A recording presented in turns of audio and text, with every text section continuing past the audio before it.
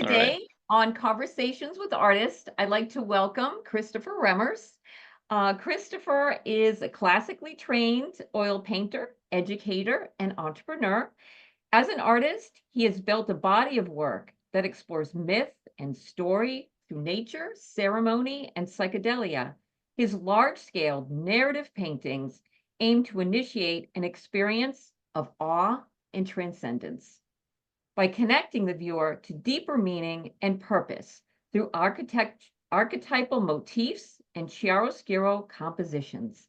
His work is collected internationally and has been exhibited, awarded, and sold through Sotheby's and the Art Renewal Center's Salon, among others. Welcome, Christopher.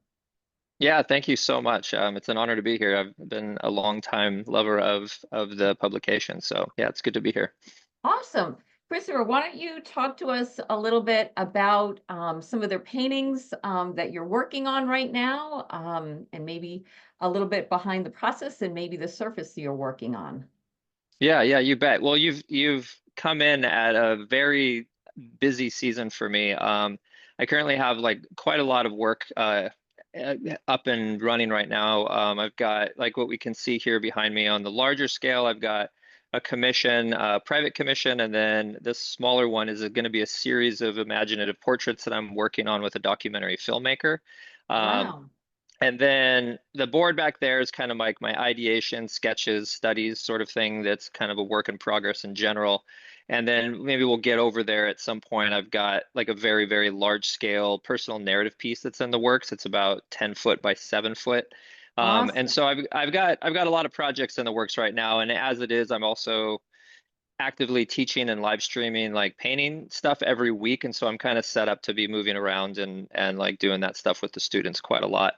Um, recently started transitioning into using, like you mentioned about kind of the substrates, right? And Yeah. for a long time, I was always kind of more in this like traditional stretched linen, and I've been transitioning away from that. I've been working with our mutual friend Anton's Artifacts kind of panels on a lot of my smaller and medium work. And this piece right here, this bigger one that you see that's kind of in progress, so my first kind of venture into like large format panels that's working really well. Love it. Just as, kind of seamless transition from small to large without any Yeah. hiccups. So it's been great. So yeah, let's go ahead and do a little studio tour. And I can Okay. show you kind of what we're working on here. And just to give you a sense of the space here, so you can kind of see behind me, I've got sort of my gallery back here, and then this is like the battle station of where all the stuff happens here, right? And we can kind of do a little walk around. So I've got this easel wall here so that I could be working on this big one, which is just kind of a current work in progress. I Yeah. usually work on this, demoing on stuff like this with my students. And then again, there's just kind of more gallery wall stuff going on in here. And so in terms of like what I think is relevant to today's conversation, I'll pull up this chair here, really is like, you know, it would be like kind of dialing in on this piece here that I'm working on that's relevant to kind of come over here again. A lot of people might be familiar. There's this piece Zane, which we can kind of highlight, Hmm. which that piece was a 8 foot square piece. This is just a print of it. So that painting was like on the same level as this one, as are like a lot of my older work that's life size and Hmm. kind of Hmm. orbiting around the same themes of such. And so this has been a work in progress for probably the last year. Things slow down when you have kids. Yeah. And so yeah, when I have time in between commissions and between teaching, I'm generally working on this piece behind me. Okay, so now your work, it explores myth and story as a way to connect with an audience on a deeper, almost spiritual level. Can you talk to us about this journey and what you have discovered along the way? Yeah, so I'm I think of myth and I work with myth maybe a little bit different than what some folks might think of when they think of the word myth. They think of like maybe fantasy, like imaginative, like landscapes, or like, maybe they default to like Greek mythology or something like that. But the way that I've really loved to connect with myth is what you could describe as like a psychotechnology, a psychological technology, in the words of uh, uh, like Joseph Campbell, and talking about the monomyth and how we Mhm. use myth as a way to navigate meaning in our lives. Yes. Joseph Campbell describes it as this thing of like, it is the ideal future potential of what you are aiming at, and like this like larger than life version of yourself, or the life that you're trying to live into. And so myth for me has been almost like it's like a spiritual practice, in a sense that like I think of like, who is the version of myself, the artist that I'm living into, that I'm becoming, and how is my art, what I like to say, is a vehicle for meaning making of that, right? Like my art is the thing that I use to kind of navigate the things that are meaningful to me in my life. And so the places that I've found that meaning in my life is deep connection to nature. It's like engaging in certain like ceremony and ritual, from like indigenous practices to like ancient practices in general, and like finding my own way in that world, and Yes. how I navigate, just like relationships, and how I navigate like meaning in my life. Like that's where it comes. And so what my paintings tend to be depicting, like this one behind me, is I pick these figures and these characters to be archetypal in nature, right? Like they're embodying a certain type of emotional quality, Right. that I try to create, so that when the audience is in in relationship to it, they can see themselves as like maybe relating to one of these characters in the story, Right. having this sort of like this transcendent experience and connection to nature and connection to these things, and then be able to then reflect on their own inner experience in their lives of like, getting them to connect and have this feeling. And what is it like for them to connect to nature? What is it like for them to go on this like hero's journey? Yep. And that really gets to the bedrock of like, for me, my mission as an artist is to like inspire through this idea, like awe is the gateway. Like Yep. artists, through beauty, we create awe, if we're successful in the art that Right. we create, right? Right. Right. And if we're able to initiate awe, awe creates open receptivity, right? It gets people to think outside of their conditioned pattern way of thinking, and they're like, and to consider new possibility. And so from a very like symbolic, very archetypal, very kind of universal level, I'm trying to find ways in how I can initiate that experience for people, and for myself as I'm going through it. Does that make sense? Yes, absolutely. Yeah, And it's funny because I connect to so many of those things. That's like a big interest to me. I'm very familiar with Joseph Campbell and love a lot of the books he's had. Actually, saw a really great thing on the BBC that they libraries you can still access recordings of it that he's done. Couple of things that you had mentioned, this aspect of symbolism, or you could also say metaphor or allegory. Where do you mentioned Joseph Campbell, are there other mystics, Swedenborg, anybody that you come to mind that you kind of research or look at or read, like to yeah, feed that energy, you know? yeah. Lots of inspirations. I'd say the top ones. I mean, like getting into the work of like Carl Jung. Yes. Particularly, he has some things that are around active imagination and the creative unconscious. Those are like really interesting ways that I think like specifically influence like practices of navigating creative ideation, and like Mhm. just engaging with creativity in general. But then kind of getting more like mythological based. I really love the work and the writings. I'd say so there's an author, but then there's like the primary resource and influence has been this organization called the Animas Valley Institute, and the work of Bill Plotkin. And Okay. he's very much like inspired and by the work of Carl Jung and Joseph Campbell in terms of informing his practices. And he's like got a background in psychology, and like practices of like getting back to back to nature, back to like these ancient practices that we've known about, like rites of passage ceremony, right? And so this organization leads vision quests. They lead these like extended fasting journeys out into nature for long periods of time. And so I've done a lot of work with them that like really helped build up this robust relationship with nature and how it informs my creative practice in general. Those are the big ones, right? That have Yep. had a huge impact on me.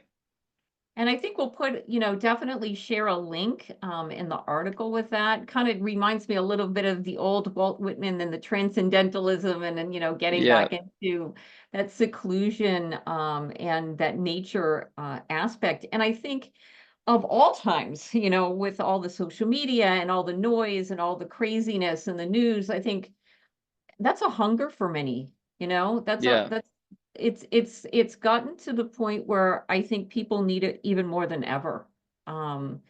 Slowing down, wanting deeper meaning, just constantly being bombarded every day. I think that's a wonderful kind of way to use art as a way of self-healing or healing with others as well, right? Exactly. Well, and it brings up another thing that I think is worth mentioning, right? Is that, part of my interest in working with the Animas Valley Institute and my interest in like rites of passage and like these kind of ancient or more traditional ceremonial ways of engaging with our lives and like meaning in our lives. I I began putting together and teaching a practice, co-teaching a practice with a friend of mine called Wandering, and I teach this to students. We offer it for free here in Bellingham, where we take people out into nature, right? And this Mhm. started out as a way of just like, as you were saying, as like a way to address some of the cultural and modern issues that we're facing of being disconnected and like feeling ungrounded and all of the sort of malaise that we come across, and Yeah, bringing people out and giving them a set of tools and practices that they can engage with that help them like calm their nervous system, reconnect with a sense of self, reconnect with a sense of purpose. And the amazing thing that I found about that, and this is why this practice and nature became such a critical part of my own creative practice, is yeah, that when we get out and we go into wild places in a certain way, it it has this beautiful way of connecting us with this like authentic part of who we are, right? Because we're hmm, not being bombarded with shoulds and shouldn'ts and all of these impressions of what we need to be in the world and how we need to show up, but more about like yeah, listening to what's emergent. And that part in particular, I think, is really critical for artists because artists, I think, nowadays, more than ever before, are challenged with this question of like, what is it that I want to say? What is it that I want to contribute? What do I want my work to look like? yeah, And there's all this noise on, out on the yeah, internet and in the world about yeah, this is what you should do, this is what sells, this is what's yeah, this and that.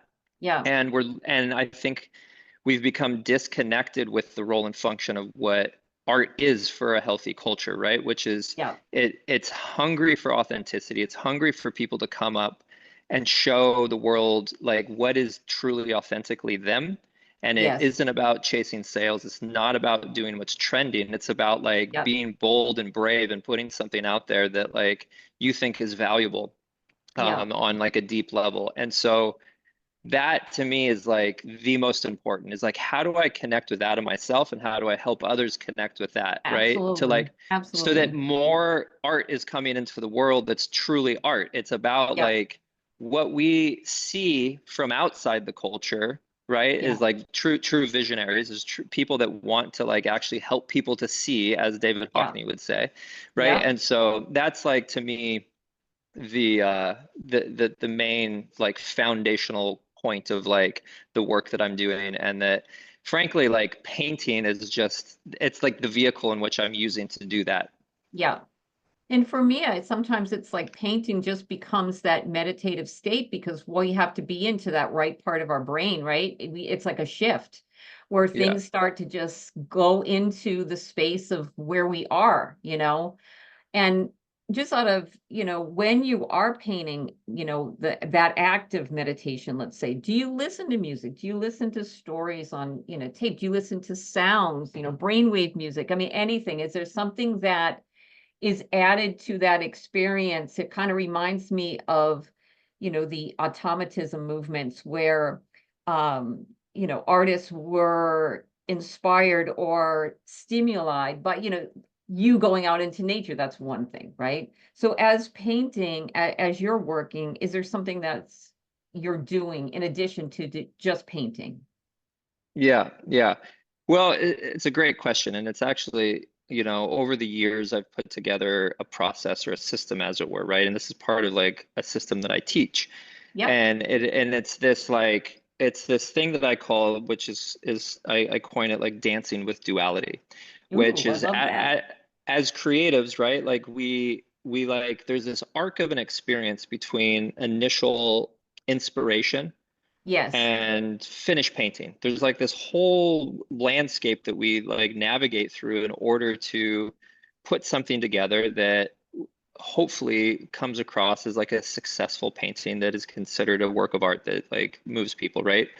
And so for me, like what I've found is that at each one of those stages, I have to engage with it in a different way. And so there's the initial stage, which is Mm-hmm. like being out in nature. It's like Right. letting that kind of like wild creative wonder flow through me in whatever way it Yep. wants to.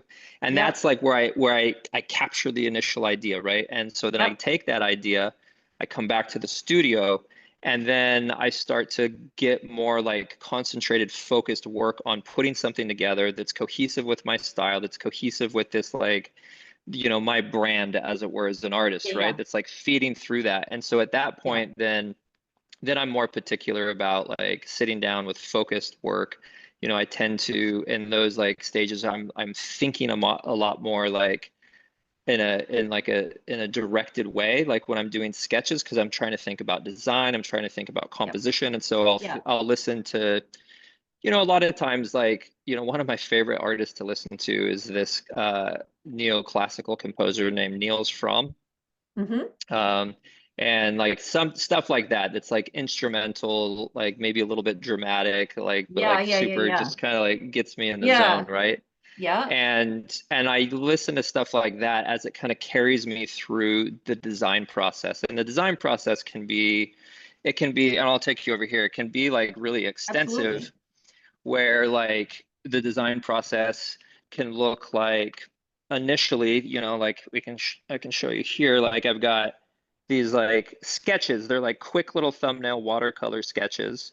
Yep. And then from there, you can see this kind of like visual wall here. Like these are kind of initial sketches. Yep. And then up here, I've got these like, oh, sorry, I've Yep. got like really, really basic color studies. And Yep. then I get more like specific color studies. And then I kind of take things through like a full range of like different iterations and value studies and thumbnails. And then like we'll take them into a digital space and like start to really flesh it out. And sometimes that means I'm playing with like textures to try to get a new effect, or I'm trying Yeah. to Yeah. get a Yeah. certain color composition. And that part, especially for big pieces, becomes quite robust. It can be like months of work, honestly, to like Mm-hmm. Mm-hmm. to like Mm-hmm. play and like really get an idea down.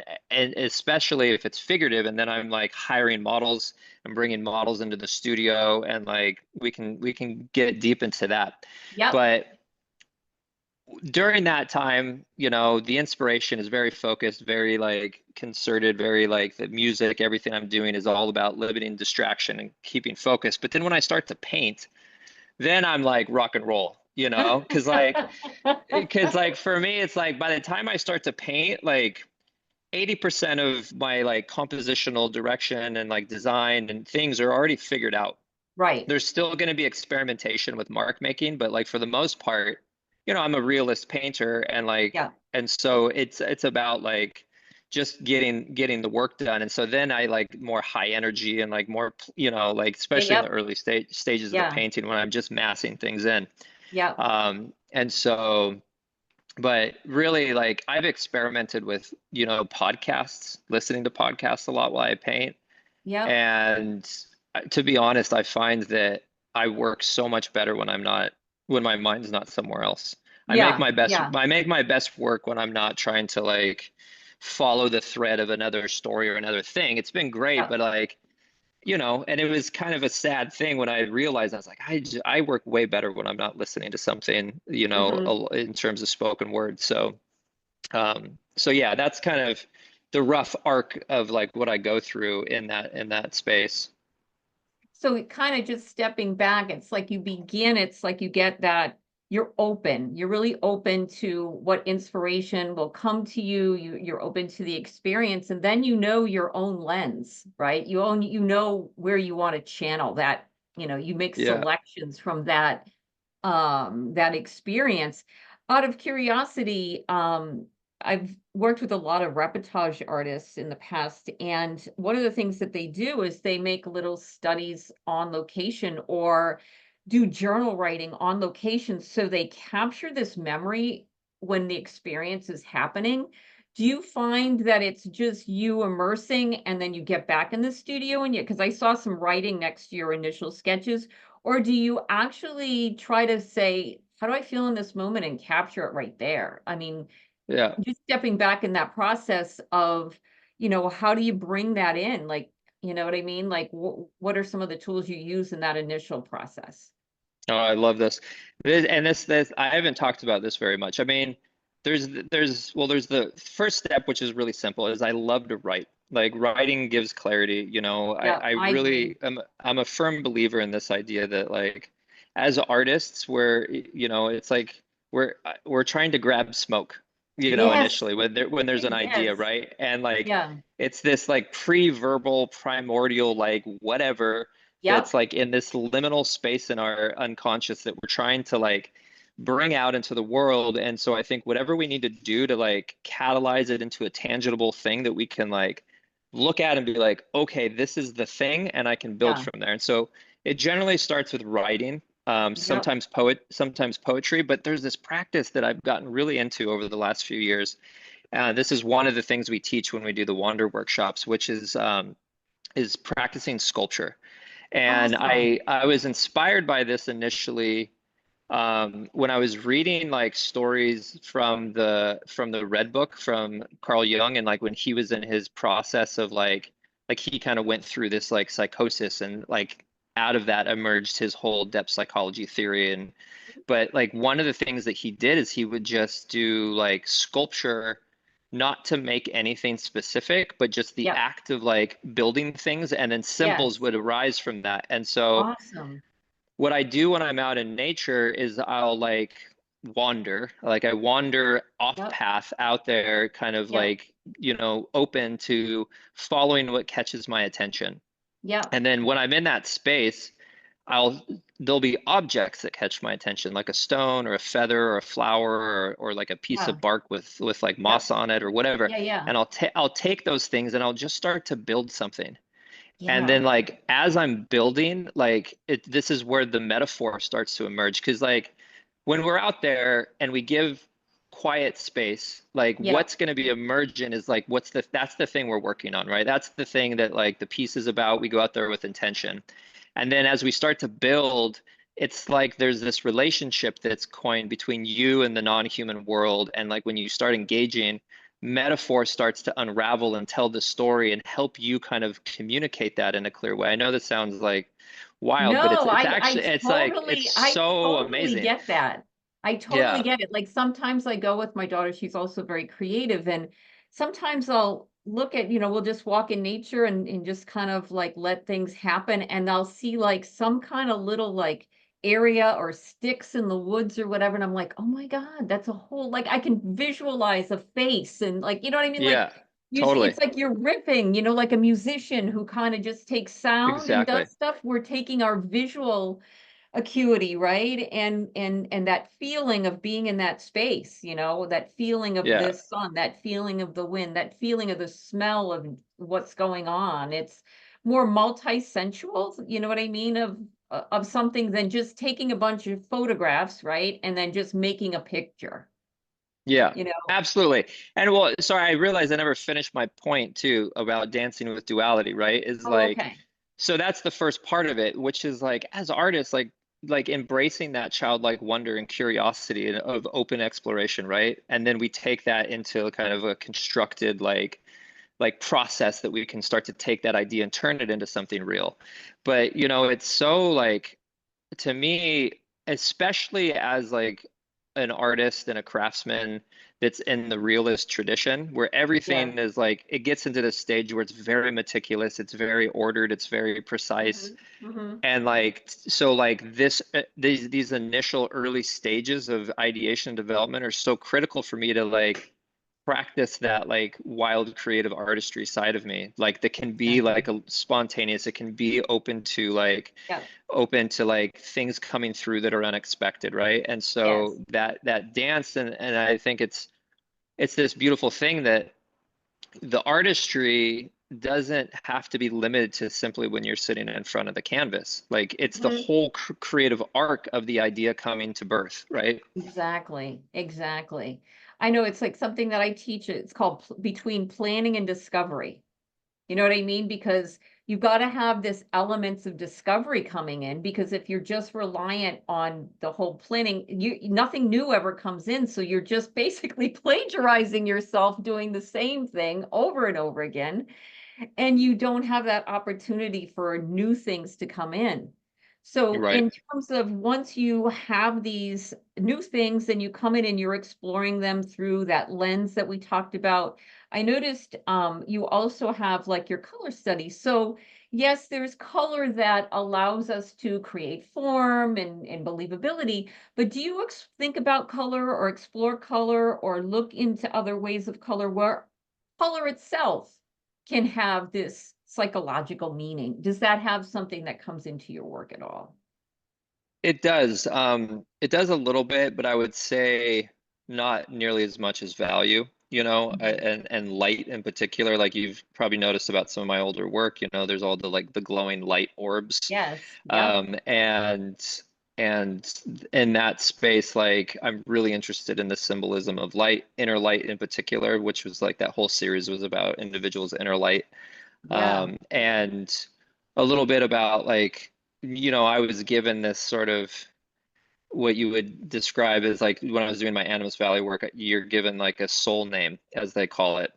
Uh-huh. And mine was Lighthouse. And this kind of comes back to that, like the mythological, right? That's like this version of yourself that you're trying to live into, and how like Lighthouse is it embodies all the qualities and characteristics of this version of myself that I'm trying to become.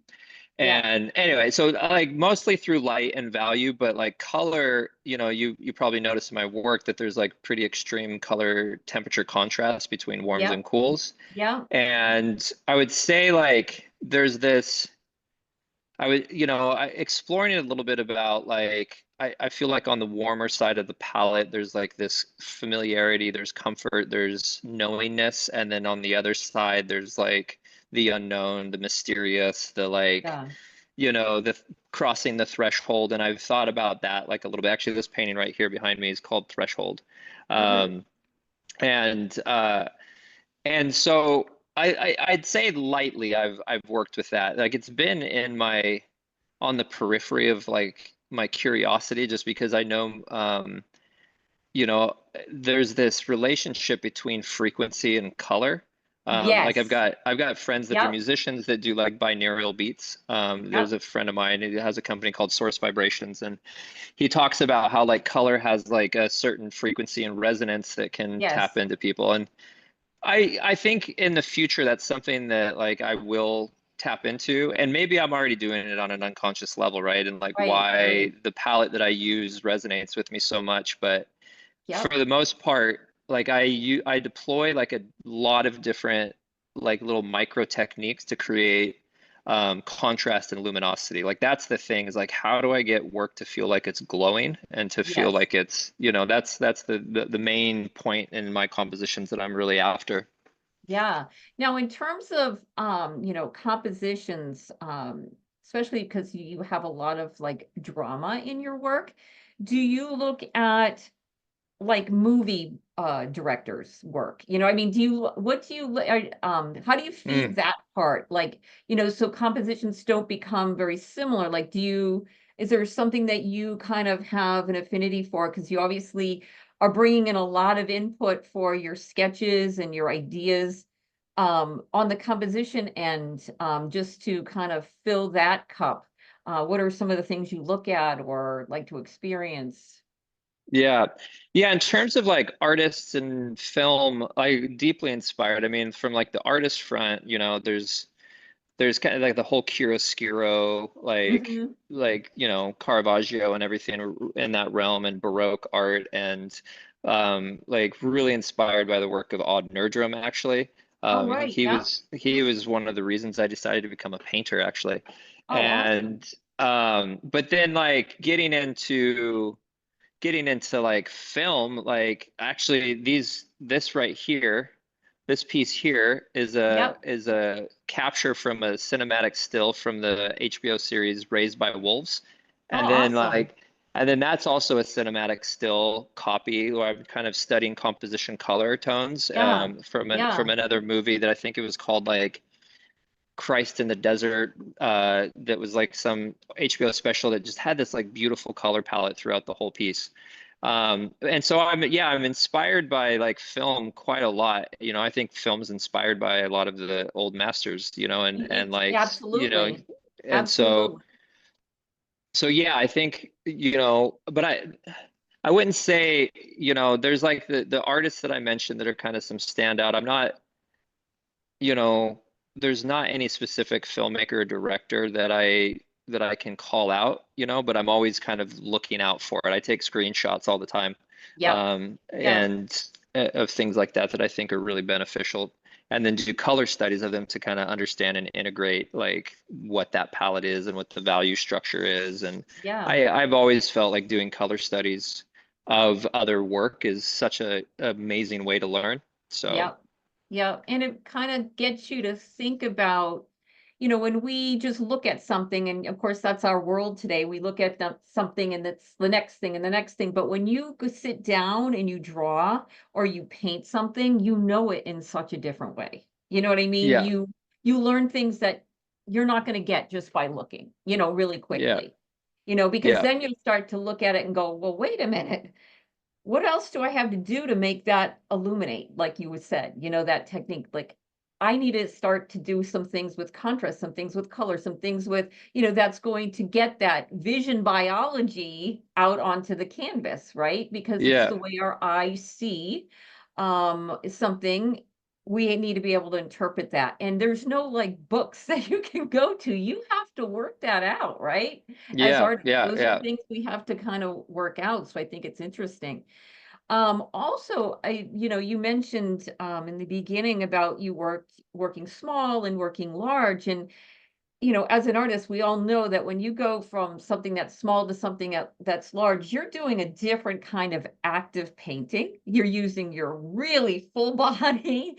You got to really step back. Sometimes you got to get up onto like a ladder, and sometimes you got to use tools to get that same kind of mark. You talked about mark making, that same kind of mark. The whole tools have to change up. So, can you talk to us a little bit about the differences of going with something, maybe small to something large, not only from an artist, the setup, the tools, that kind of thing, but also for how that, as an artist, you working on something and having a face almost the same size as you, or your yeah, viewer seeing a human almost the same size or bigger, right? There's a different experience there. So I guess I'm talking about the technical side as well as the psychological side of working small to yeah, big. yeah. That's a great question. I just wanted to cap that last topic we were talking about Oh, before I dovetail into absolutely. this, which is that like I think what you coined it as is like the kind of your artistic biology. And I love that. And there's actually something that I teach, and I'm also working on the book.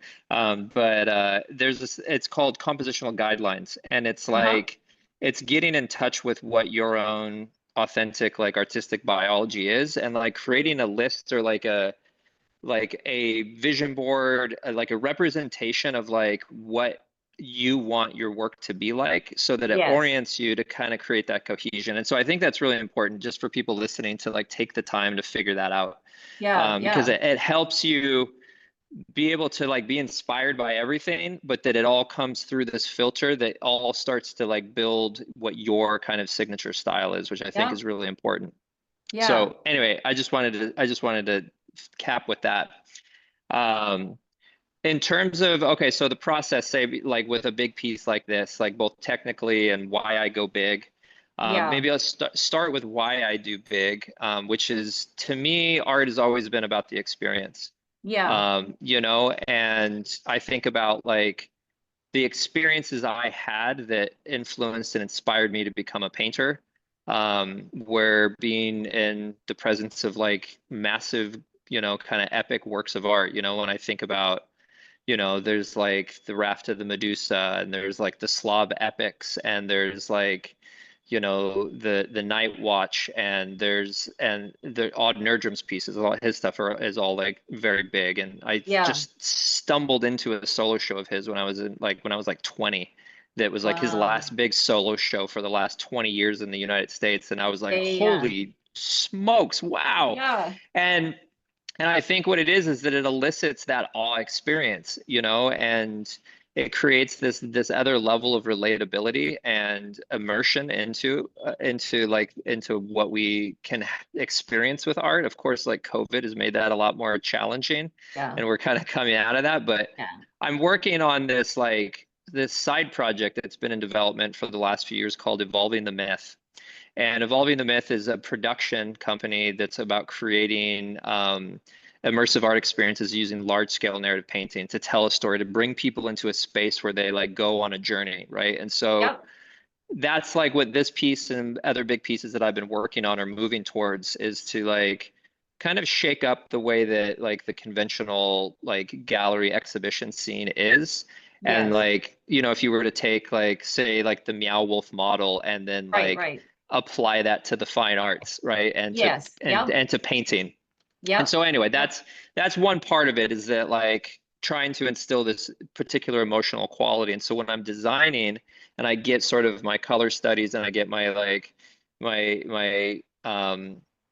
my design dialed, what I'll do is I will come in here in the evening, hang a big sheet on the wall, and I'll project the image onto the wall and Yep. spend a couple hours like looking at different sizes until it captures that perfect emotional quality. And then I'll take Mhm. measurements and be like, okay, this is the size that it needs to be. And Right. then and so then that's how I can kind of figure that out. In terms of technically, I've tried things where I remember when I was first learning, people were like, "Oh, if you paint large format, then you should paint broader. You should paint less detail."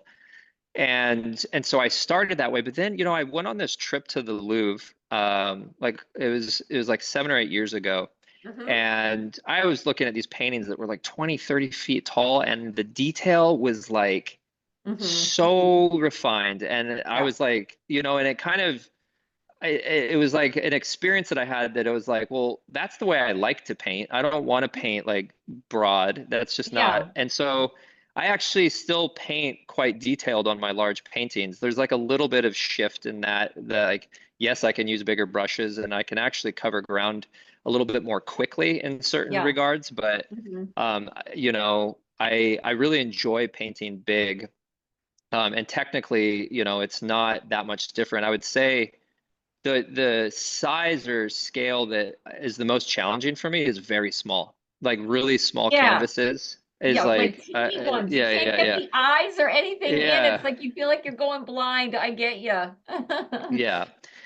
But then, I think the challenge is, and I get this question a lot, is like, how do you like break things down and like know what to paint next and what order to paint things? And, I kind of treat like an area as like its own painting and develop it out, and each section as at a time, right? And so, like, what you can kind of see is going on here is like I've done like kind of the first pass on the Yeah. figures, and now I'm kind of Right. working into the environment, and I'll bring the environment up to like the first or second pass, and then I can look at it all Right. kind of globally and then make Right. adjustments and correct everything as a final pass. But like all the orange in there is the underpainting. That's like Right. my Right. kind of Right. my wash in. Yeah. But like I'll come up here and look, like you can look really close at say like her.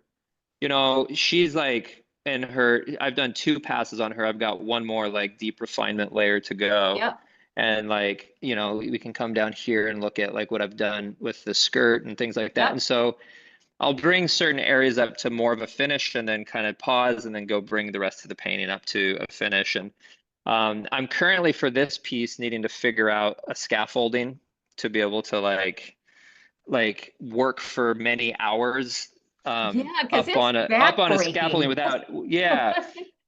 What I'm gonna do is create a platform that I can like put a chair on Yeah. and like Oh, bring my that's whole a setup. smart idea. I've never thought about that. Because, as you get older, your back, it's like a killer to keep reaching, and you're not really seeing things at the right perspective, you know what I mean? If you're not like right on it, you know what I mean? Yeah. Oh That's yeah. like really hard. And Yeah. then, the other thing that I'm noticing, when you have narrative work that's kind of storytelling and mythical and everything, let's talk about models, okay? Like, I know a lot of friends of mine and stuff will use models who are actually actors, you know what I mean? So they can get into Mm. character, because you can have just anybody pose, but it doesn't always get like this natural. It's like kind of the difference between somebody forcing, a human experience versus somebody that can really embody a character and be able to take what your vision is. So can you talk to us about how you work with models, how you get models, just little bit about that process? Yeah. Yeah, it's a huge part of my world, right? That I've suffered a lot of trial and error Yeah, and from the very beginning when I was just, I was like a student at the atelier and mustered up the courage to ask a model after like a modeling session if they would be into like coming in after class to like model for me, right? yeah, And messing that up dramatically, like in terms of not having the right equipment, like not having a clear idea of what I wanted, like, yeah. and then learning from that. But, now it's become this thing where, I like invite models into the studio and I have this like this kind of protocol, as it were, that I like guide through to get them to feel comfortable and Yeah, like casual and relaxed. And then like I tell them the story of the painting and like yeah, try to get them to like understand and relate to what I want. So it's not just like pose this way, move your elbow up that way and this back yeah, this way and like, yeah, and like yeah. it's to like get them to like encourage them to have it be a participatory experience to where it's like, this is the general idea. Like, imagine yourself in this situation and then improv it a little bit. And Hmm. of course, there's the models that I've worked with over and over again, and those are the ones that like can naturally and They like know what you gracefully want. fall Yeah, into that role and they're comfortable. And then there's models yeah, that I'll try out, and it's like, okay, there's clearly that yeah. this isn't like this isn't your life calling kind of a thing, and like but Put it and it nicely. ranges, yeah, to put it lightly.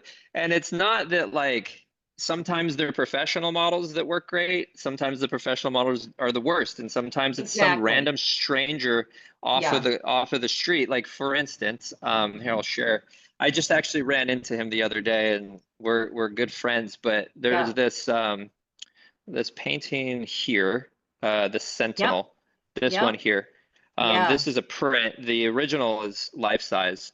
Yep. And um, I was at my gym in the locker room and I was like, kind of finishing up at the end of the day. And he was sitting on the bench next to me in the locker room. And I just was like struck by his presence and his Oh, yeah. portrait. And I Hmm. just asked him, I was like, hey, man, like this is going to sound real weird in the locker I room know. at the gym. But but I was like, I have a business card. I was like, I'm Yeah, yeah, legit. You yeah. can I'm look me not a up. And weirdo. yeah. And so yeah, we did I've done a couple paintings of him, but like that first one, I had a very like I started with a very specific idea and he kind of took it in this direction in his own way. And then the painting like the idea that I had like went out the Yeah. window, and this Yeah. new painting emerged that was completely unexpected, still within the same like narrative scope, Yeah. Yeah. but Yeah. it was wonderful, right? And it like that to me is like one of my favorite paintings, and for a lot of people tell me that's one of their favorite paintings of mine. Now, when you're working with models, obviously there's things like, the costuming and props and maybe even environments. Can you tell us how you, some of your things that you do to source those things? Do you have somebody sew something? Do you find costumes through a theatrical company? Like, where do you? Yeah. So a lot of the stuff that I've done in the past has been like very minimal, kind of just like more like fabric and just Okay. like gracefully kind of, almost like toga style. Yeah, yeah, And yeah. so, but like in the piece that the big one over here, like the central character is obviously like adorned with like a much more elaborate kind Mm-hmm. of, and the women have like there's like kind of hooded and gowns and things like that. And so that was a combination of a few things. One, that central model is my sister, and she is Okay. like she's an incredible like seamstress and textile artist, kind Well, of like that on the side helps. on the side. And so we had like planned this thing for months. I flew down to see her, and we did like a Yeah. this like fun weekend of playing dress up, and Yeah. like I'll send some images over, but like we got like a fog machine, and like I Oh, had light awesome. stands, and like set up this crazy cool like mythical scene and just like recorded. Um and then a lot of times I just get on like I just get on kind of cheap boho Etsy Amazon sites and buy like garments that like they're probably not going to be great like wearing them like practically, but But like for a they photo, photograph but well. yeah, but for a Yeah, photograph it's yeah, like great, right? They yeah, cost me, yeah. they're fairly inexpensive, and I just buy a bunch of cool stuff, and then I Right, have like bags and bags of like fabric and things like that that I can use now. right. And so that's generally how I do that. And I have like a couple of these, they're called newer, Neee, I think it's right here, Neewer, these Mm-hmm. newer light stands that they're Okay, like these full spectrum LED lights that can change all the different colors. And I just have like a couple light stands.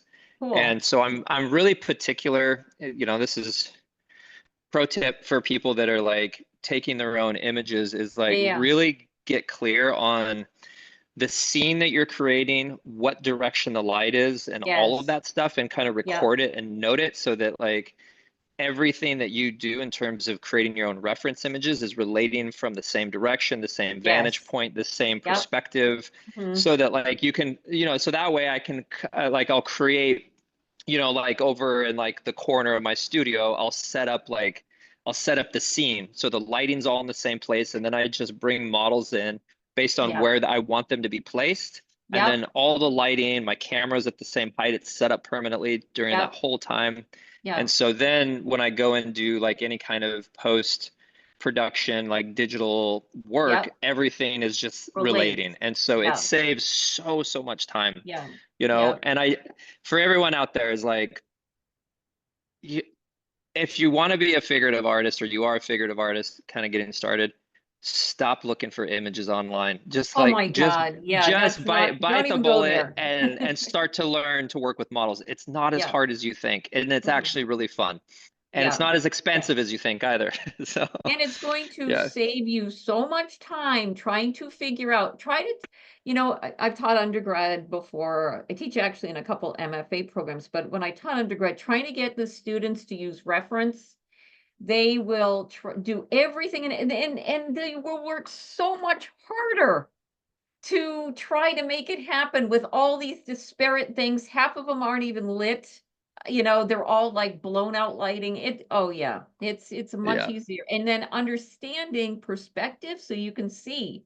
This is where my horizon line, this is where I need these models to be. That's not like, you know what I mean? Like you're going to have something higher than and something lower, and then your Yeah. references fall off, you know? Oh Yeah, yeah. Yeah. absolutely. Absolutely. Now I'm noticing you have a lot of kind of really imaginative environments and backgrounds.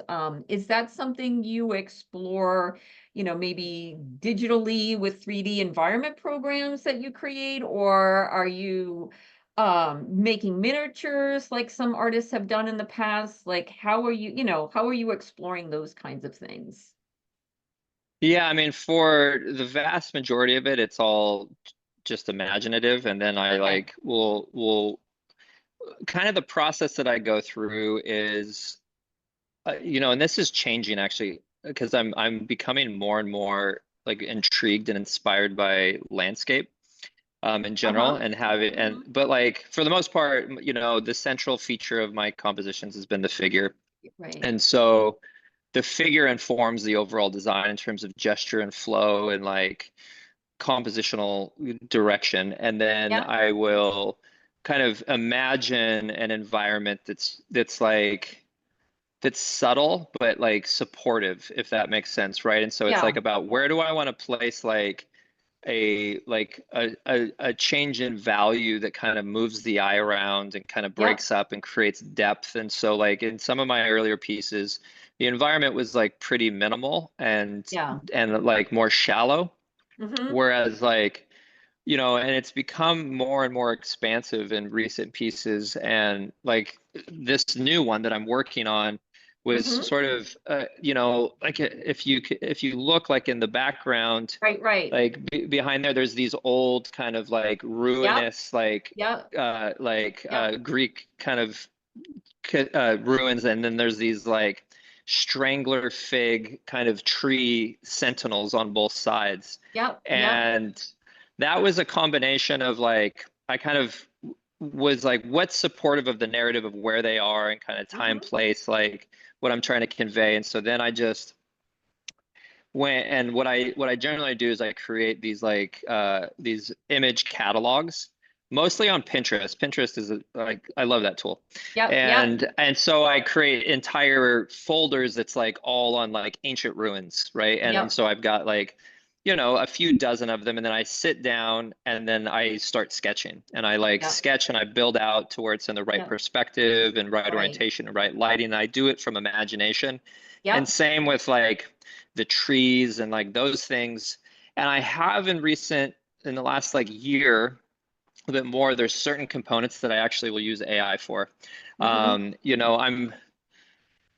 I'm really careful for myself about AI just because I see that it can quickly like rob us of our creative capacity. And so I want Yeah. to like, but I Yeah. also see that there's tremendous value in like it kind of helping streamline certain processes. And Mhm. so like here, I'll show you the example where You I talking first about like used, Mid-Journey or? yeah, Midjourney primarily. Like the first time I used AI was on this painting here, which kind of the glare. And Yep. so I put these figures, everything that was all designed. These are models I brought into the studio. Yep. But like I had this idea that I wanted these vines to be like moving around them with these glowing kind of iris-like flowers. Yep. And I was like, okay, like I can go buy a bunch of irises and I can like Yep. set up some lighting condition and like Yep. take photographs and then do studies of them. But I was like, well, what if I just go into Midjourney and say I want like irises with this type of lighting glowing from the center. And I Hmm. was like, wow, that's like creates like very close to what I wanted. And then I just did Right. a bunch of variations of that and then use those Hmm. to then do and then created my own like kind of gestural design using those as reference points. And so Right. that's what I've done with some of my trees and things like that. And I find that AI is good for like specific components, right? Like Hmm. I need this Hmm. one little feature that I Right. can use to I can create a study off of it. And like I love Right. it for that. Right. And so usually what it goes through though is like there's been lots of times where I did this series of commissions for a client and I flew down to Joshua Tree in Southern California, and which is this beautiful desert landscape. If you've never been, it's Yeah. like one of my Yeah. favorite places in the world. And I spent a weekend there taking photos, Yep. and like to get landscape for these paintings that I was doing for a client. And Yep. so I really like doing that, is like going out and finding things. This sucker right here, this whole thing I built. So Awesome. these skulls, one of them I brought back from one of my Animas Valley retreats in the Yep. Colorado mountains. I Yep. found this piece of driftwood on the beach, and then I Awesome. set this whole thing up on a nurse stump in the woods behind my house. I brought the candles out. I waited Awesome. until it was dusk, and I like captured the whole scene, did little studies, and then Yeah. captured a Yeah. bunch of images to play around with orientation. Yep. And so I love that, like that whole, like I was saying earlier, that process of like between ideation and starting the painting. Yeah. It's such a fun place of like building mock-ups and building things and it's Yes. like, I think some people, they're like, oh, still life is this boring thing of like building this little thing in like a shadow box on your countertop. You But it's can like, make it what you can you make it what can, you know what I yeah, mean? yeah. And Like you look at the work of, if anyone knows Daniel Sprick and like yes. how he Yes. builds his still Yeah. lifes, or like Yep. and he like shows behind the scenes in the paintings. Or you look at Yeah. someone like Jeremy Mann, Yes. Oh, I who love his like, work. Yes. yeah, Absolutely love it. And the ones that totally, he's done with he's got like these series, like the little, if I have a couple of his books, he has the little paintings in the series. It's like the same kind of thing, but it's all lit different, changed, yeah. manipulated, really small stuff. Awesome. And he Awesome. does all that, the crazy exposures with his film to get the Yep. effect to be able to base his paintings off of. And I Yep. think those things are a good illustration of that. I would just want to, and you've probably experienced this too, that there's this weird divide between like the world of fine art and like illustration, for instance, or like Mhm. people that have come out of like ateliers, and there's this like kind of snooty attitude that everything has to be from life, Mhm. otherwise you're cheating. And it's like, Yeah, yeah, man, yeah. like embrace the creative process and like make Yeah. it yours, right? Like Yeah. whatever makes it fun and engaging. I mean, by all Yeah. means, if working from life is the thing for you, Yeah, yeah, awesome, yeah. embrace it, but Yeah. like it is not the only way, right? And Yeah, so yeah. No, I came from illustration background. So however put together, but what I kind of like um, is the ability that fine arts allows you to, you don't have to deal with that client aspect where you can explore, like you said, right. going into nature, doing, bringing those things in, but still being open, right, to all the things that you can do. It's like you're this really amazing director of a film, right? Which is in control of the composition, control of the lighting, control of the color. And the more that you can put goodies into your bag, right, of Yeah. skills, right, the more you're going to be able to open up your imagination to more interesting pictures. Otherwise, what are you doing? You're rinsing and repeating, right? Like just the Yeah. same. And I think everything, for me at least, you want to grow as an artist. You want to learn new things. It's kind of like you always want to be in that method of your learning, right?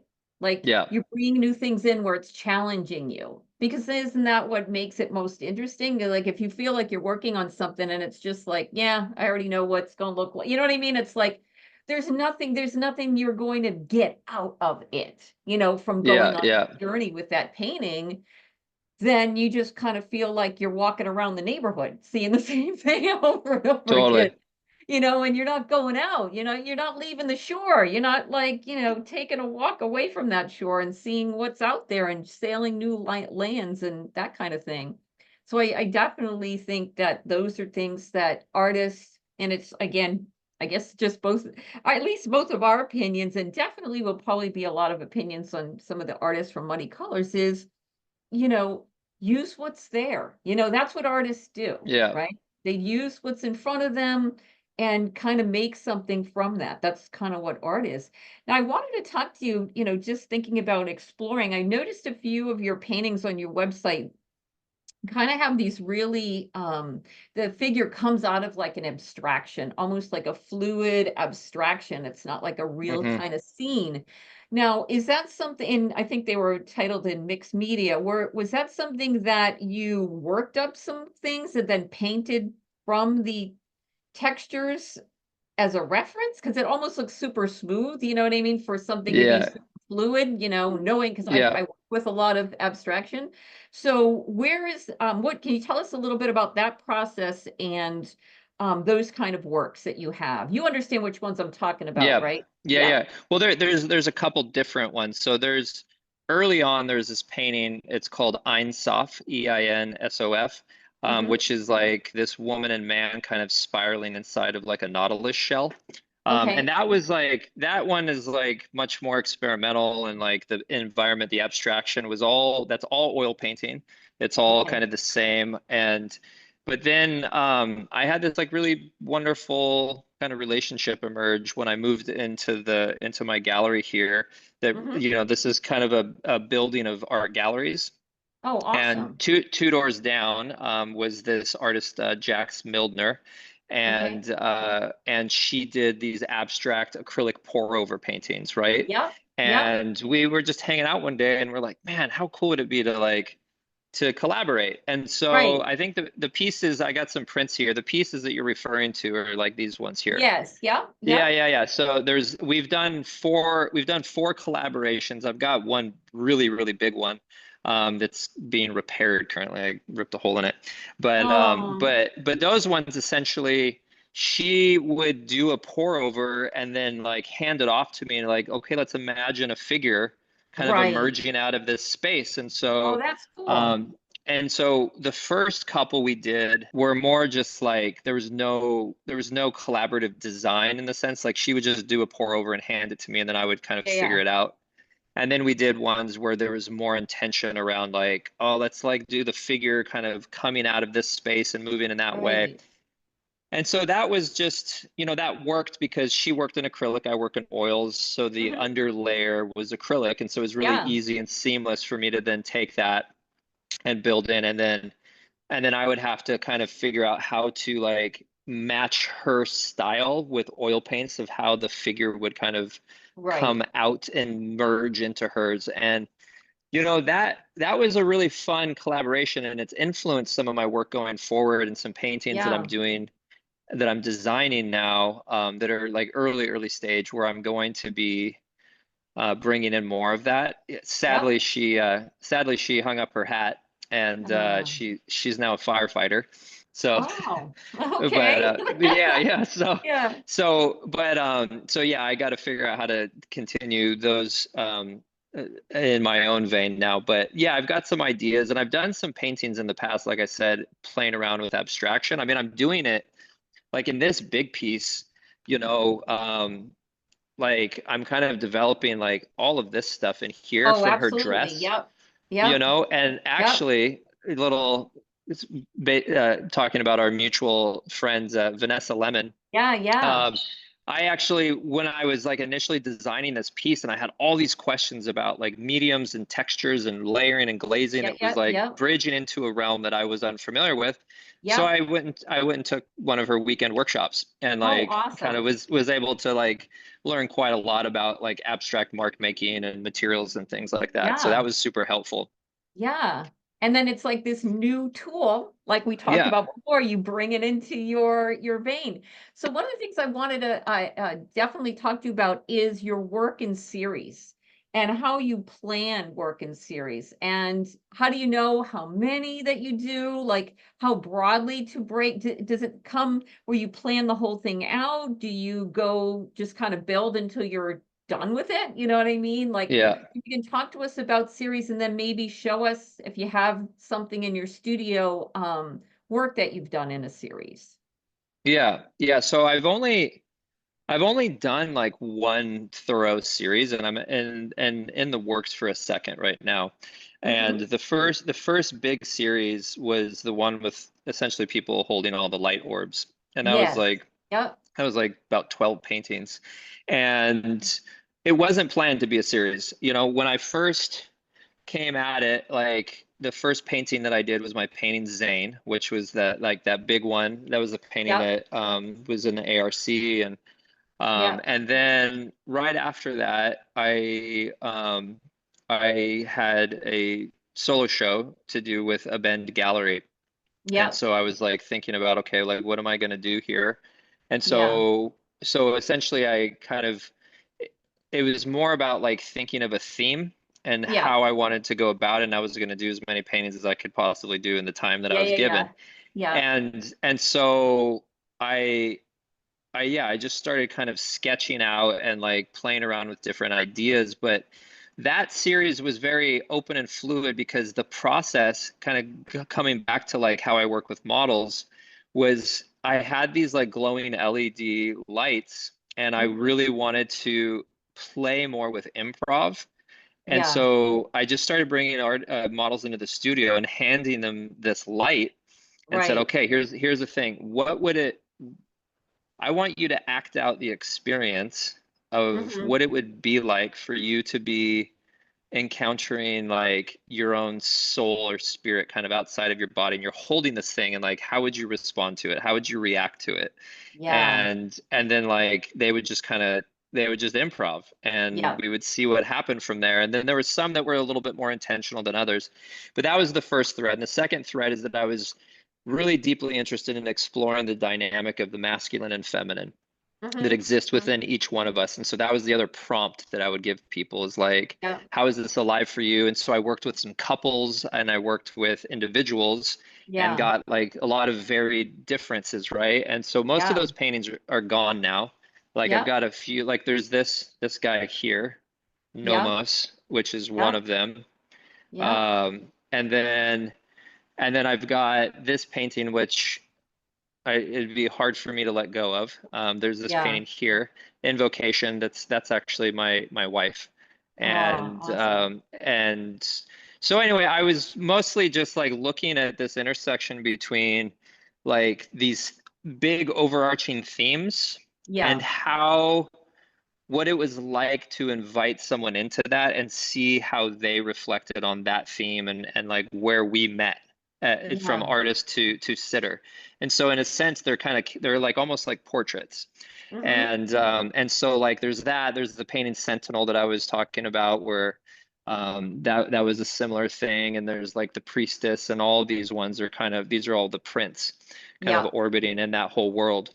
Yeah. And so, and then of course there's the overarching theme of light, right, which is always ever present in my work, and that's what I'm Right. working on with my next series.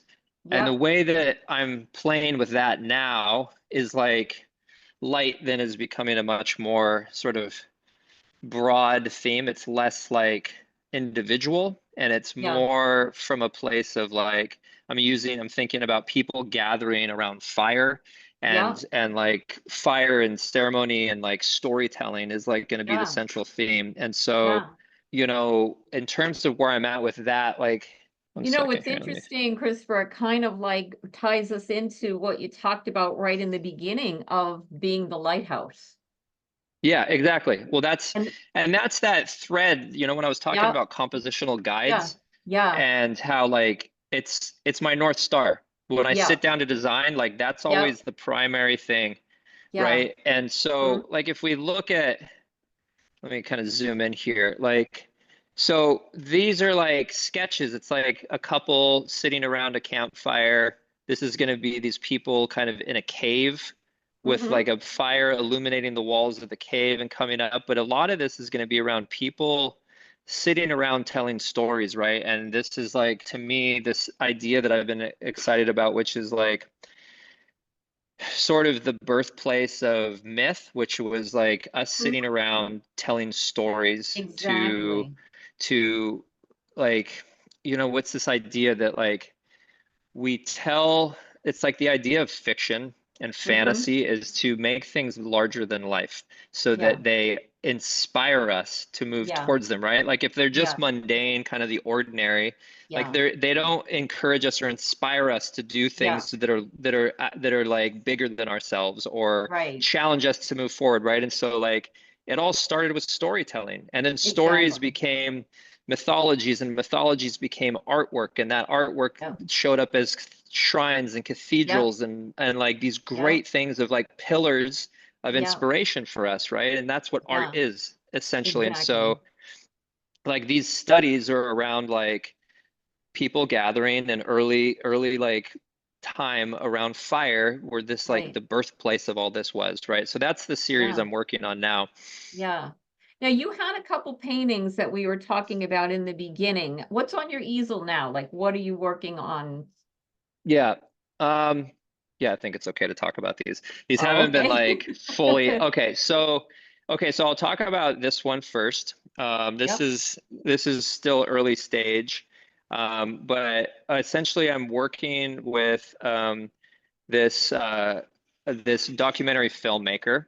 Yep. And one of my things that I've been doing recently in recent years is I'm really curious and interested in working in kind of public domain of Hmm. working with like having my work be involved in projects that are kind of public facing. And Yeah. so there's this project it's called Water Wars: How to Avoid. And so all across the country for decades there's been these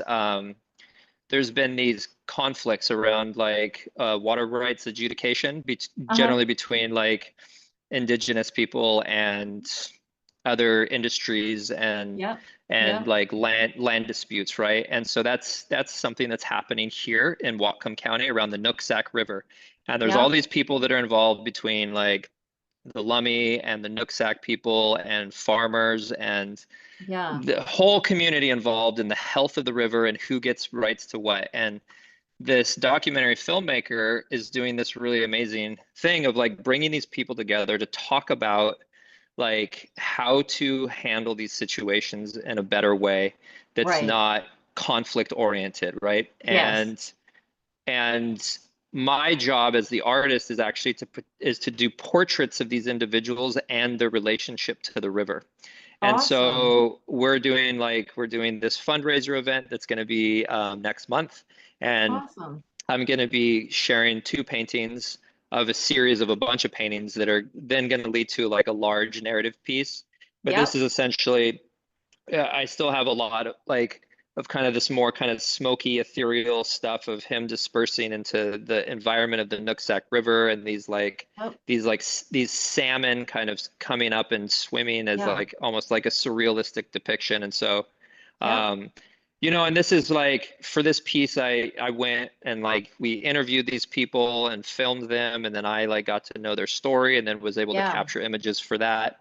And Yep. then I'm becoming more, as I mentioned, more and more interested in landscape and like Yes. really inspired by like Hudson Valley, River. Yep. Yep. Yep. Hudson River Valley, like Yep. tradition Yep. of landscape painters. And that's always been a deep love of mine. To be totally honest, there's been times when I'm like, I just want to become a landscape painter. I know. I But get it. yeah, and so anyway, the way that this film project is working is that over the next 2 years, they're going to create vignettes, which are these small 5 minute um, like documentary films that are just on the particular individuals, and then at the end of the Yeah. 2 years, there's going to be a full length feature film about the whole Awesome. project. And so Awesome. I'm doing vignettes as these small Yep. portraits as we Yep. go, and then at the end to do a large narrative painting. And Awesome. so yeah. This other one, this is early stage here. Now, is that the one that's on the artifacts panel? Yeah, this is the one that's on the artifacts panel. What panel is Um, that? Is it a lead primed or what are you yeah, looking? yeah, it's the all in Okay. panel. Yep. Yeah, it's the all-in panel. And this piece is, I'm doing a series of work for this. This is a private commission project of like, it's sort of boy's relationship, kind of archetypal, like boy and his dog kind of relationship. And there's going to be one that's like boy in like war-torn scene and being like Oh kind of yeah. at this like harder. And then we're doing another painting that's going to be of like this like idyllic kind of like running around in the grassy field and throwing the ball to the dog. And Yeah, yeah, we're yeah. playing around. Those are still in early iterations, but this Yep. is the first one. Yep. And got that going. And yeah, so those are a couple of the commission projects I got going on, as well as a few others that I haven't started yet. Awesome. So, it's interesting because you've got like this thing where you're working with storytelling where it's not like a myth that you're kind of bringing in. Now reaching out to embracing somebody else's kind of, you know what I mean, Yeah, mythology and bringing that into your sense. And then you also talked about that immersive project where you're allowing somebody to be, like the meow wolf, bringing in them into this an environment. So you've got like, these really interesting projects. Where do you see, if you kind of even project beyond the work that you're doing now, where your work or where you feel, because it's kind of like this, once you step into a new journey, a new mountain, new challenges, you can almost see where you're going next. You know what I mean? You kind of yeah. have a glimpse, a little highlight. You're not sure where, but you have a little glimpse. Where do you see that vision moving as, you move forward with your work? Yeah, it's a great question. I've recognized over the last few years, kind of where certain passions are like being they're still like they're the most alive and vibrant for me. Yeah, And yeah. that's really fruited a lot as like I lean more and more into education. Like Ah, okay. so Yep. I have my online academy, and I'll mention a couple threads and I'll tie it all together. Yeah, yeah, So yeah. there's the academy, which is like the academy's main thrust is helping artists kind of figure out their creative direction, what their vision is, how to find meaning in their work, and how to find their style, right? And Yep. then in addition to that, you know, I find like I started, so I'm building, like I've hired people to come in here and they're starting to help me paint these paintings and kind of building out a guild model. And Yep. this idea around like I think at this stage in my life, I'm really inspired at collaboration. I'm inspired of using Mhm. art to kind of help people Yeah. kind of understand themselves and help Yep. people tell their stories. And like, so it's more of like more and more wanting to be of service with my work, Yep. and how can I grow that and how can I build that? And so I'm really interested in a deeper contribution on the side of education, right? Like I had mentioned earlier, I'm starting to think about the idea of a book, and I'm thinking about doing Yeah. like going on like a kind of like a circuit of doing some talks and like and Yeah. working with artists on a deeper level and continuing to grow the academy. Yep. Um and so and like and also through these immersive experiences is like bringing in other artists that are painters and sculptors and storytellers to like really like create this like this bigger, more participatory experience with the artist rather than I think this, which is fine, but like this paradigm that's been around for a while, which is like create a nice piece of work, put it in a gallery, sell it, and rinse and repeat, right? Yeah. And Yeah. Yeah. wanting to like wanting to see if we can go deeper into that and if what it looks like to collaborate with artists more is something I'm really interested in exploring. Yeah. Well, I would definitely be interested in collaborating for sure. Yeah, Sounds awesome.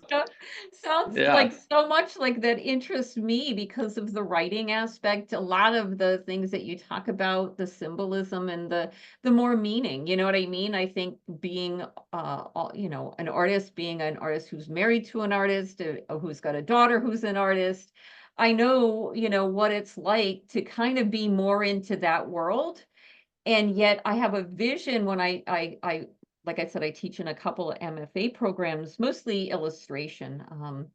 And I see people just struggling. You know what I mean? Like, yeah, and when they find, because they feel like they've got to be something and they've got to do something with this algorithm, and they're so lost. It's almost like they're on this like cycle of crazy, right? And yeah, then yeah, when they step back and they really figure out, like, who am I, right? And we can call that our brand, our authentic brand. And they really start to walk that journey. All of a sudden, things start happening to them because now they have yeah, something unique. They have something to offer, and it's not just painting. yeah, Okay. Like it can be, some of them have activism along with their art. Some of them have music and this and that. They're like this package deal that they bring, like you said, immersive experiences and other things, and to embrace that full thing of what it means to be an artist. And those are all the things that you've been talking about, which really encourages me because I'm hoping that more younger people have the opportunity to hear this. And I'm so glad that we're doing this for Muddy Colors, because I think that all they're doing is looking at social media of people just posting, and you know what I mean? Like this cycle of images, Yeah. and really looking at the stuff that you can't post, right? The Yeah. things that are really happening, the engagements, the collaborations, the relationships, the experiences. None of that, is a quick soundbite. It's a longer Exactly. journey. Exactly. It's a longer Well, and journey. frankly, I think a lot of people get overly obsessed or fixated on like the whole social media game far too early on, Oh right? my God, Before yeah. it should even be on their radar. Yeah. It reminds me, there was this thing I wrote down a couple years ago that it's this like kind of uh inquiry that I'm like always chewing on, which is the Hmm. question of like, what would it mean to be purely authentic in my creative expression? Yeah. And like when I wrote that down, like something that for me that like it comes up in that is that like I think it's actually that is like the zenith, as it were, like the apex of like what it means to be human is to like fully embody our creativity. And it doesn't, Yeah. that's not exclusive to painting or any Yeah. like of the like cliche art forms. Like that is Exactly. anything. Yeah. And you find that like, for me is like painting is like such a small part of like that whole arc of my creative expression and like the things Yep. that I actually am really excited about. Yep. And it's just one way, and that I can use to like to distribute and to express that way, right? And Yep. I think it also makes it to where it just feels more dynamic, that like the world of my creative work is just a lot more fulfilling and full and rich and like Yes. ever evolving. So Yep. Yep. yeah. And basically that was kind of my last question of everything. But is there anything that we haven't talked about that you'd like to say? I guess, maybe just considering like who's reading, who's listening, watching this. And you'd mentioned kind of younger people that are like maybe at the beginning of their journey, Yeah. is just to like, as much as you can kind of connect with the spirit of like what it was that and why it was that you wanted to be an artist in the first place before the idea of like what sells, what's popular, what's trending, how many likes I have Oh, entered the yeah. arena, and Yeah. to like cultivate that part of yourself with everything that you got, because that's where it's at, Yep. and to like make and find and make that process whatever it needs to be for you, right? Not what the shoulds and shouldn't should be. Yep. Yep. Just to lean into that in your own unique way. And that would be my like my passing thought idea into this, and Awesome. I love that because I think the more we can, inspire. I always say this, as artists, if we walk our own authentic journey, we inspire others to do the same. You know what yeah, I mean? I think they see it like, oh my God, you can actually do that. You can, be that. You can, do these other things. I think too often, these thoughts of, financial gain, economic this, or, that whole structure of manufacture and put out and promote and all these crazy things, like you said, with the voices on the internet, just take people further and further away from that path, yeah, and going back, it's not difficult. It's just being open to walking that journey and not knowing where you're going exactly, but being open to that next step and then follow the yeah, next step and the next step. Don't try to yeah, figure it all out. Just walk where you feel is you. And I think those things are so important. They're messages that, having a daughter myself, you mentioned kids, I think they get a lot of confusion because of what's out there. And I think there's always got to be us as artists to help that next generation to say everything's inside of you. Just let it out, let it play, let it, Yeah. let it walk Yeah. forward, right? Well, Exactly, exactly. I wanted to mention another thing yeah, too. Like yeah. I love all this, and you know, and leading with that like makes all the other stuff like so much easier to engage with when you're ready, right? In terms of like Hmm. the business and this and that, because Yeah, like you have a direction, you feel yep, passion, you feel inspired, you feel yep, excited to share. yep. You know, it's as silly as it is, you know, I remember there's like a few catalysts that like really got me to like commit to the path when I decided to do this, you know, and Hmm. go down this path full time. And I listened to this talk by Alan Watts, that essentially was it was this excerpt that said, "What if money were no object?" Hmm. And in that, he talked about go figure out what it is that you love more than anything, that inspires you, that gets you up in the morning, Yeah. and give yourself to it. And once you're in it, like you'll figure out ways to make a living doing it, you Yes, know, like, you exactly. know, it's Yeah. like rather than the other way around, right? Which Yeah. is like go find something that makes you money and then spend Hmm. your life figuring out how to get out of that so you can go do what Yeah. you you know? So it's like, yeah, you're gonna be hustling either way. So you might as well be Yep. hustling doing what you love. Yep, yep. And Yeah. I think that's a great thing to end on. And I just want to thank you so much for being open and showing us your studio and your work. And I think that you're going to inspire other people to kind of walk that path and Yeah. to find a different way. And I think your continuance to be a lighthouse, will shine through everything that you do and hopefully inspire others to find what it is that is their source and their thread in their own work and hopefully help others. And then we'll continue. And I think our, work as artists will change because of that. And it will no longer be brought into this, capacity of artists changing themselves to be something they're really not, that art becomes attainable by other people just to find their creative force, right? Yeah. Yeah. And Well said. so I will end with that. But thank you so much. And thank you so much for your Mm. time and for the grace of opening up your process to us. Yeah, my pleasure. That was such a wonderful time to talk with you. Thank you.